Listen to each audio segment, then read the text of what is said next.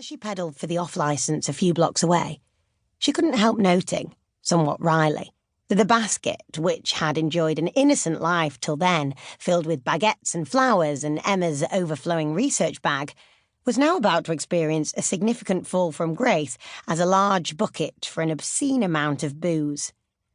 Which just goes to show that someone upstairs was having a bit of a laugh, because instead of getting a respite from her awful day, she'd just cycled into the little street round the corner when she was hit by the postal van. With the bicycle wheels whirring above her head, her blood blooming on the concrete, and the sharp, searing pain burgeoning in her skull, Emma might have expected that the day couldn't possibly get any worse. But when the driver asked for her name, Emma realised suddenly that actually it could. The driver, whose hands were shaking, looked dismayed when she told him who she was. Eyes wide with horror, he explained. "I had this package on the passenger seat and it fell off. I took my eye off the road for just a second to put it right. It was just a second, but then I hit you. It was like you came out of nowhere, but what's really bizarre," he said, his large grey eyes almost popping, "was I was on my way to drop this off at your house. Crazy, innit?" he asked, hefting a monstrous package from the car and bringing it down to where she could see. "Huge thing, too," he muttered. Which was when Emma started to laugh. The type of laugh when, really, you're about to cry. When you realise how cruel fate can be. A type of laugh she was all too familiar with, being born a Halloway.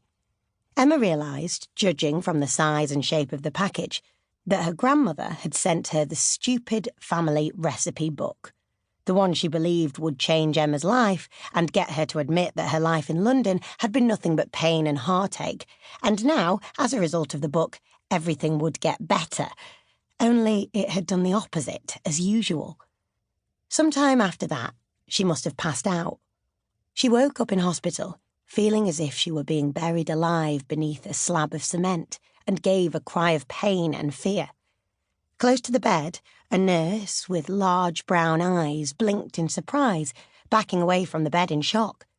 The next thing she knew, there were a half-dozen people in the room, though she couldn't make any of them out clearly. Behind them were strange glittering colours, seeming to flash before her eyes.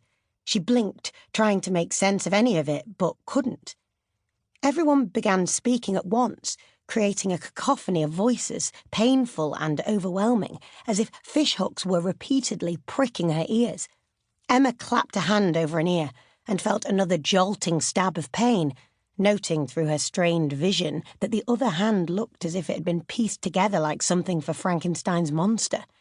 Protruding from it were scary-looking pins surrounded by a heavy white cast. Her throat turned dry in fear. Something had gone horribly wrong. The noises were coming from the people around her, and the sounds were unfathomable. At last, she saw a pair of lips move and registered the word blanket. It was the nurse from earlier. She looked down and could see, rather hazily, what looked like a thin blue covering over her legs. "Take it off," she hissed. With hesitant, shaking fingers, the nurse lifted it off, and just like that the pain stopped, and so did her screams. She blinked back the tears, struggling to understand. What had they put on her? Why had it hurt so much? People crowded closer, and her head began to spin, her heart to race.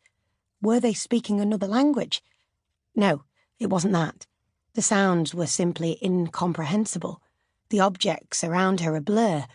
Only when she focused hard on their lips did the babble change miraculously into words.